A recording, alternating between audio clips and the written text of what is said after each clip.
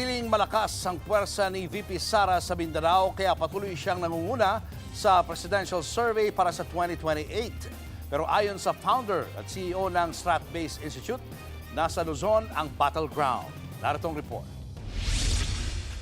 Patuloy na nangunguna si Vice President Sara Duterte sa 2028 Presidential Preference Survey. Siya ang nag-iisang nag-anunsyong tatakbong Pangulo.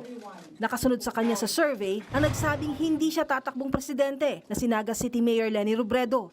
Base sa Pulse Asia Survey na kinumisyon ng Strat-Based Group na isinagawa noong May 3 to 7, muling nakakuha ang bise ng 51% habang 41% naman kay Robredo.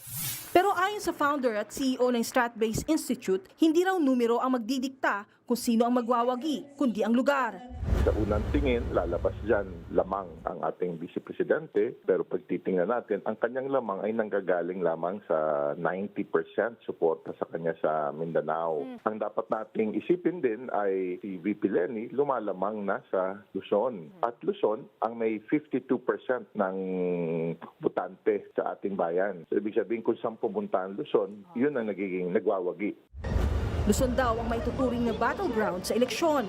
Ang ating battlegrounds talaga ay nasa, sinasabi ko minsan, 30 provinces. Meron tayong malaking mga probinsya, kalat. No? Karamihan yan ay nasa Luzon. Walang nananalo sa ating bayan na Pangulo kundi mo makukuha ang Luzon.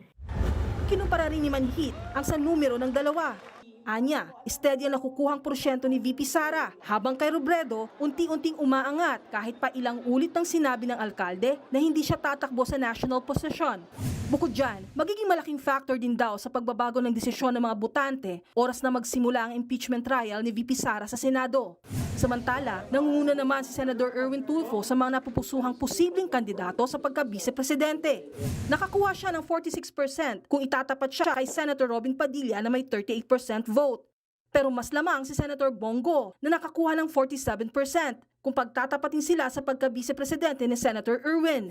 Naniniwala naman si Manhit na posible pang lumamang si Senator Erwin Tulfo matapos ang mga pangyayari sa Senado.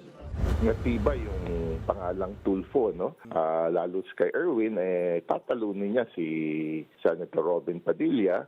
At hindi pa ito nag-uumpisa yung mga ingay o kaguluhan sa Senado, no? Makalalo pang magkaroon ng positive view, lalo na sa mga paninindigan na nakikita natin kay Senator Erwin Tulfo. Posible rin daw maungusan ni Tulfo si Bongo dahil ang suporta ni Go ay nakatali sa mga Duterte. Binanggit din ni Manhit na malaki pang ipagbabago ng mga numero dahil sa sunod-sunod na nangyari sa Senado. Ilan sa mga makakaapekto rito ang mga issue gaya ng usaping inatake ang Senado na sa huli pinapatunayang hindi totoo. Ang usaping pagtakas umano kay Senator Bato at ang pilit na pagsusulong ng pagbabago ng Senate rules kaugnay sa pagdalo sa mga sesyon online. Sa kabila niyan, sa 2028 pa ang tunay na bakbakan, mahaba-haba pa ang laban. Nagbabalita mula sa Frontline, Maluy Echevarria, News 5. Mga kapatid, Cheryl Hosing po. Maging maalam at may pakialam sa mga napapanahong issue at headlines. Mag-follow at mag-subscribe na sa social media pages ng News 5.